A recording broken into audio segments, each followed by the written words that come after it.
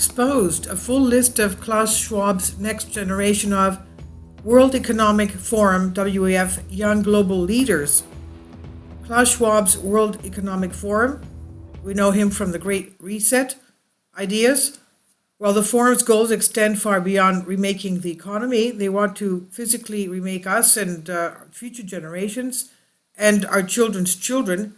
They want you to own nothing and be happy, is what they claim.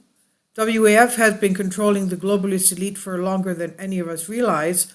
Klaus Schwab's young global leaders have been installed as puppet leaders in countries across the Western world.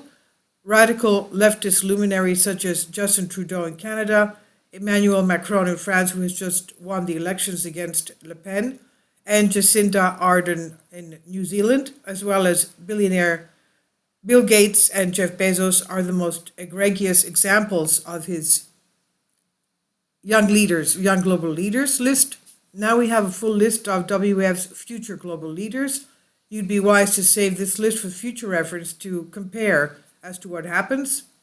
Considering the representative regimes led by WEF's original young global leaders generation, and knowing the plans the WEF has in store for humanity, we can only assume this new generation of leaders are being trained to be even more intense and worse, perhaps.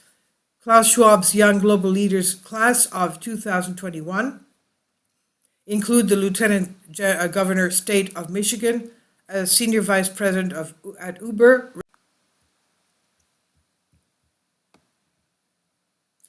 and executives at Dow, Pfizer, Merck, among many others. Countries from all over the world are represented in the WEF's latest crop of 112 future globalist leaders, and according to their website, the young global leaders consist of more than 1,400 members and alumni of 120 nationalities.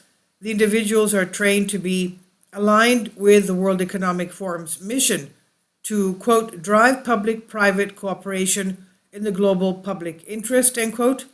The WEF is known for their annual meeting of elitists at Davos in Switzerland every year, an alpine resort town in Switzerland. Rare Foundation reports this. The World Economic Forum is prompting the dangerous shift of government's ongoing merger with massive corporations, described as public-private cooperation. This cooperation is also illustrated in so-called stakeholder capitalism, which moves industry from operating on a profit motive, and eventually such a system would be forced to cave in on itself, but the globalist elites do not appear too concerned about that. And we can scroll through the list of Young Global Leaders class of 2021 by region, and here is the list representing North America. Daniel Ann, Global Fellow, the Woodrow Wilson International Center for Scholars, USA. Peter B.R. Ajak, Visiting Fellow and Adjunct Faculty, Africa Center for Strategic Studies, USA. Adriana Cargill, Independent Radio Journalist, USA. Arvan Chan, Senior Vice President, Chief Operating Officer, International Centon, USA. Alexis Crow, Global Head, Geopolitical Investing, PwC, USA. Abasi Ene Obong, Chief Executive Officer and Founder, 54 Gene, USA.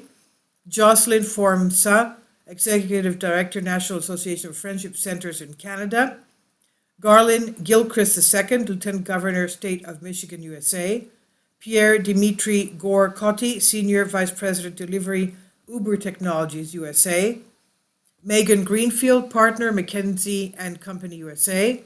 Jessica Jackson, Chief Advocacy Officer, Reform Alliance, USA. Gadir Kamal Marie, Senior Special Envoy, North America of the Jewish Agency, USA. Brian Kaufman, Head, Private Investments, Portfolio Manager, Member of the Management Committee, Viking Global Investments, USA. Conrad Kelly, Managing Director in Chile, Merck & Dome, Inc., USA. Ibrahim X. Kendi, Director of the Center for Anti-Racist Research, Boston University, USA. Haley Lowry, Globalist Sustainability Director, Dow, USA. Lucas Nelson, Brand Leader, Promise of the Real, USA. Amit Pali, Chief Executive Officer and Executive Director, The Trevor Project USA, Emily Sarazin, Managing Director and Partner, Boston Consulting Room, BCG USA, Liam Sobey, Vice President, Merchandising, Sobeys Inc., Canada, Vasudha Vats, Vice President, Pfizer USA, Hitesha Wadhwa, Vice President, Sales and Strategic Initiatives, Tech Mahindra USA, David Alexander Walcott, Founder and Managing Partner, Novamed USA. But the World Economic Forum does not just want to remake the economy, they want to remake humanity. Now, there is this thing called synthetic biology. Synthetic biology is going to remake the world. The tools available to scientists today create the vast potential to do great good or great harm. This is what Lieutenant Colonel Marcus A. Cunningham, U.S. Air Force Strategic Studies Quarterly, said in fall 2020. A part of Schwab's vision appears to be his insane iteration of synthetic biology, quote unquote, which has been described as designing and constructing biological models, biological systems, and biological machines, or redesign of existing biological systems for useful purposes. In essence, synthetic biology is an umbrella term that includes a bizarre fringe obsession with transhumanism or the fusion of human beings with technology. A shocking November 2020 article posted at LifeSite News features Dr. Miklos Lukács de Pereni, a professor of science, technology, and innovation at the Universidad de San Martín de Porres in Peru.